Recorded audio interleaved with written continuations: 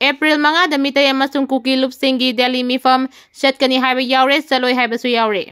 May ahom lising ani kulhumdoidagi Manipura thorak liba kanglu machelgi tamthiraba lana sibu khamduna masigi warasin purangnaba state amasung union lengangna prap hona kidrabasu miyangi akanba kolaudagi mamang sahida ahan boina Ministry of Home Affairs na sinduna New Delhi da leiba Ministry asigi office ta purup animaki mahusinba MLA Minister Singh puna famina duna wari sananaba hona kibada puna famina uyadabadagi mahayan kidraba matung tha asigi mangada Purup animaki CSO sing lusing basing ahan boina puna famina duna mifam ama pangtholagani haina ministry asina khangalakhrabasu mitai puruki lupsingi manungdagidi kharana satuna saru yaragani haibasu yaure aduga saloi haibasu yaure Ministry of Home Affairs na lagliba thangda numita New Delhi da mitai amasung Kuki zo purup singi mahutsinba lupsingi mihusingna saru yagadaba mifam ama pangtholagani hairakpadagi pause asina tongan mamitai puruki miyangi lup kharagi lusingba singa hakthengnana wari saduna makoida mifam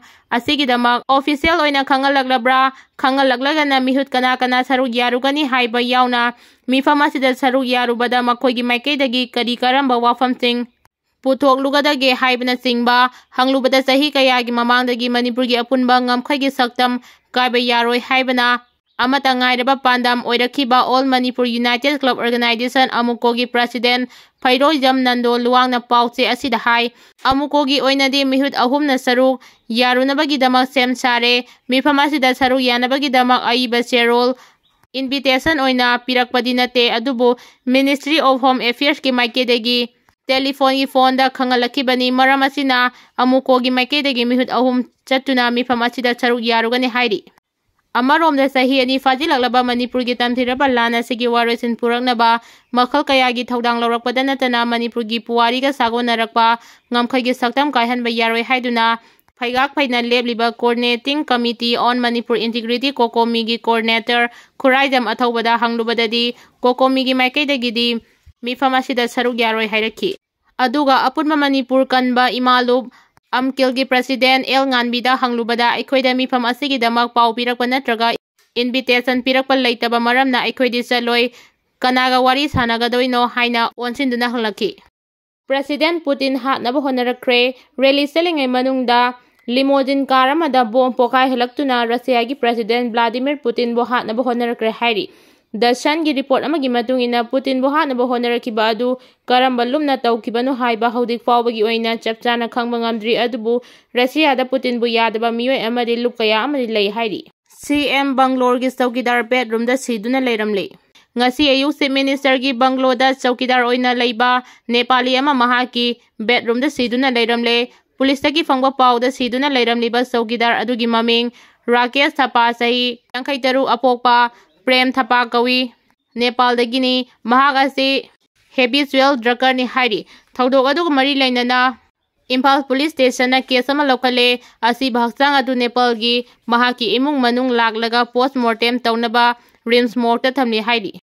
Chin State ki Sangain area da junta na airstrike tawbada Chin Kuki sing sapagadaba mafam da Chennkhre hairi Mukesh ki mari makong khangdri Zawjangtek Bermuda Triangle ga pangkhak oire bimol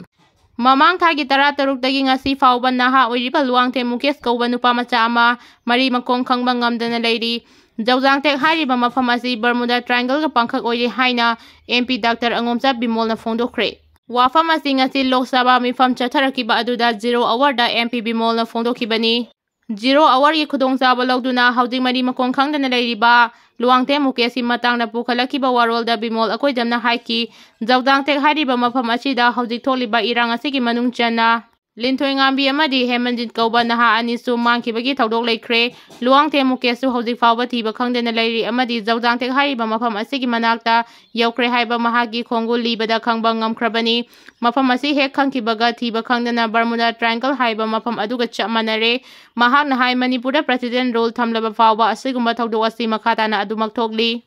Miyangi punsi amadi lantung ngak sen bahai basis state ki fundamental duty ni thodok asi matang na Union Home Minister na mideng changduna thiba khangdana leiriba Mukesh ki langla langjeng puthokpi haina mahakna house ki puning singsinki Arambai Tengul Unit 26 na sel gi Mateng Pikhre Kuki khulai paiba singna kumda lising ani kulhumdoi gi September 9 da ꯄꯂꯦꯜꯗ ꯆꯠꯊꯔꯛꯈꯤꯕ attack ꯑꯗꯨꯗ ꯁꯣꯛꯄꯗꯒꯤ ꯉꯁꯤ ꯐꯥꯎꯕ ꯂꯥꯌꯦꯡ ꯆꯠꯊꯗꯨꯅ ꯂꯩꯔꯤꯕ ꯀꯛꯆꯤꯡ ꯃꯈꯥ ꯂꯩꯀꯥꯏ ꯁꯥꯕꯜ ꯑꯁꯥꯡꯕ ꯄꯔꯦꯡꯗꯒꯤ ꯃꯌꯥꯡꯂꯝꯕꯝ ꯁ꯭ꯌꯥꯝꯆꯨꯟꯗ꯭ꯔ alias ꯏꯅꯥꯎꯕꯤꯗ Arambai ꯇꯦꯡꯒꯣꯜ unit 26ꯅ ꯁꯦꯜꯒꯤ ꯃꯇꯦꯡ ꯄꯥꯡꯈ꯭ꯔꯦ ꯍꯥꯏꯔꯤ꯫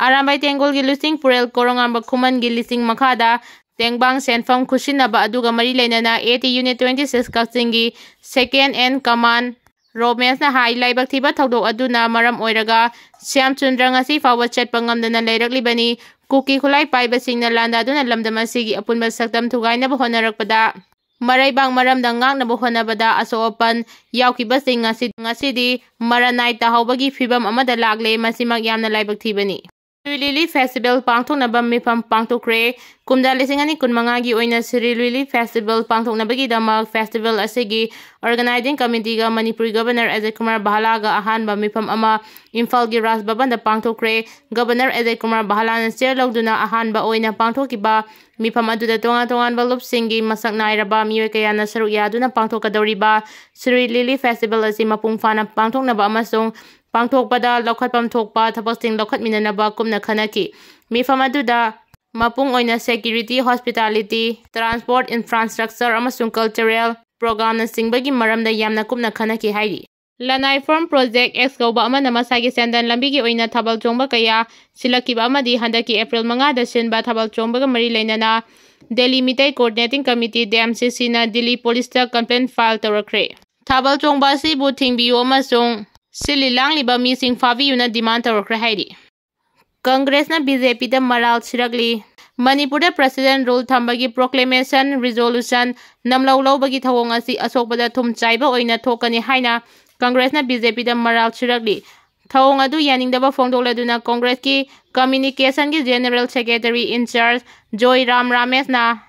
Xꯇ ꯊꯥꯒꯠꯂꯛꯄ ꯄꯣꯁꯠ ꯑꯃꯗ ꯃꯍꯥꯛꯅ ꯍꯥꯏ ꯂꯝ ꯆꯠꯄꯗ ꯃꯁꯔꯨ ꯑꯣꯏꯖꯔꯤꯕ PMD ꯉꯁꯤꯁꯨ ꯃꯅꯤꯄꯨꯔꯗ ꯊꯣꯛꯂꯤꯕ ꯏꯔꯥꯡ ꯑꯁꯤ ꯇꯨꯡ ꯑꯣꯏꯅꯔꯝꯂꯒ ꯕꯦꯡꯀꯣꯛꯇ ꯑꯃꯨꯛ ꯆꯠꯈ꯭ꯔꯦ꯫ ꯉꯔꯥꯡ ꯍꯣꯝ ꯃꯤꯅꯤꯁꯇꯔꯅ ꯅꯣꯡꯌꯥꯏ ꯃꯇꯨꯡꯗ ꯄꯨꯡ ꯑꯃꯈꯛꯇꯒꯤ ꯅꯩꯅꯕꯒꯤ ꯃꯇꯝ ꯄꯤꯔꯒ ꯅꯪꯍꯧꯔꯔꯣꯏ ꯃꯇꯥꯒꯨꯝꯅ ꯄ꯭ꯔꯣꯀ꯭ꯂꯦꯃꯦꯁꯟ ꯔꯤꯖꯣꯂꯨꯁꯟ ꯄꯥꯁ ꯇꯧꯈꯤꯕꯁꯤ ꯂꯥꯏꯕꯛ ꯊꯤꯕꯅꯤ꯫ ꯊꯧꯑꯣꯡ ꯑꯁꯤꯅ ꯃꯔꯝ ꯑꯣꯏꯔꯒ ꯍꯣꯝ ꯃꯤꯅꯤꯁꯇꯔ ꯑꯃꯤꯠ ꯁꯥꯍꯅ ꯃꯁꯥꯒꯤ ꯑꯔꯥꯟꯕ ꯀꯌꯥ ꯂꯣꯠꯁꯤꯟꯅꯕ ꯍꯣꯠꯅꯔꯦ ꯍꯥꯏꯕꯁꯤ ꯃꯌꯦꯛ ꯁꯦꯡꯂꯦ ꯍꯥꯏꯅꯁꯨ ꯃꯍꯥꯛꯅ ꯃꯈꯥ ꯇꯥꯅ ꯅꯨꯡꯅꯥꯡꯕ ꯐꯣꯡꯗꯣꯔꯛꯂꯤ꯫ ꯗꯤꯃꯣꯒ꯭ꯔꯥꯐꯤꯛ ꯗꯤꯚꯤꯗꯦꯟꯒꯤ ꯁꯛꯂꯣꯟ ꯁ꯭ꯇꯦꯠ ꯑꯁꯤꯗ ꯆꯨꯁꯤꯟꯅꯕ ꯉꯝꯗꯕꯅ ꯃꯥꯡꯂꯣꯝꯗ ꯆꯪꯁꯤꯟꯕ ꯉꯝꯗꯕꯅꯤ ꯂꯣꯀꯦꯟꯗ꯭ꯔꯣ꯫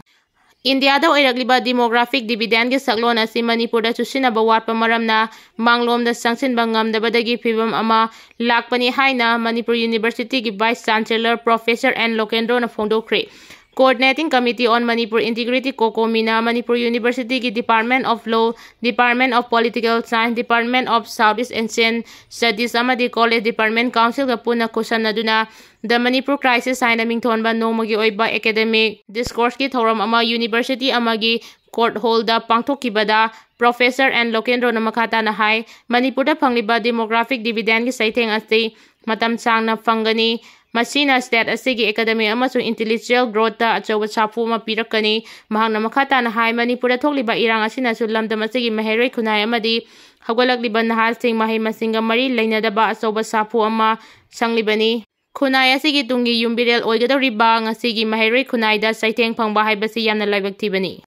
ꯊꯧꯔꯝ ꯑꯗꯨꯗ ꯄ꯭ꯔꯁꯤꯗꯦꯟꯠ ꯑꯣꯏꯅ ꯁꯔꯨꯛ ꯌꯥꯈꯤꯕ ꯀꯣꯀꯣꯃꯤꯒꯤ ꯀꯟꯚꯦꯅꯔ ꯈꯨꯔꯥꯏꯖꯝ ꯑꯊꯧꯕꯅ ꯍꯥꯏ ꯃꯅꯤꯄꯨꯔꯗ ꯊꯣꯛꯂꯤꯕ ꯏꯔꯥꯡ ꯑꯁꯤ ꯌꯨꯝꯊꯣꯡ ꯌꯥꯝꯕ ꯃꯔꯝꯅ ꯏꯆꯝ ꯆꯝꯕ ꯃꯤꯑꯣꯏ ꯑꯃꯅ ꯈꯪꯅꯕ ꯍꯣꯠꯅꯕꯗ ꯋꯥꯒꯗꯕ ꯐꯤꯚꯝ ꯑꯃꯗ ꯂꯥꯛꯂꯦ꯫ ꯏꯔꯥꯡꯒꯤ ꯍꯧꯔꯛꯐꯝ ꯑꯁꯤ ꯉꯁꯤꯗꯤ ꯅꯣꯡꯃ ꯅꯣꯡꯃꯒꯤ ꯂꯨꯕ ꯍꯦꯟꯖꯤꯜꯂꯛꯂꯤ꯫ ꯃꯔꯝ ꯑꯗꯨꯅ ꯏꯔꯥꯡ ꯑꯁꯤꯒꯤ ꯃꯔꯨꯝꯗ ꯂꯩꯔꯤꯕ ꯇꯣꯉꯥꯟ ꯇꯣꯉꯥꯟꯕ ꯁꯛꯂꯣꯟꯁꯤꯡ ꯑꯗꯨ ꯏꯟꯇꯦꯂꯦꯛꯆꯨꯑꯦꯜ ꯑꯃꯗꯤ ꯁ꯭ꯀꯣꯂꯔꯁꯤꯡꯅ ꯄꯨꯊꯣꯛꯄꯤꯔꯛꯅꯕ ꯊꯧꯔꯝ ꯑꯁꯤ ꯁꯤꯟꯕꯅꯤ꯫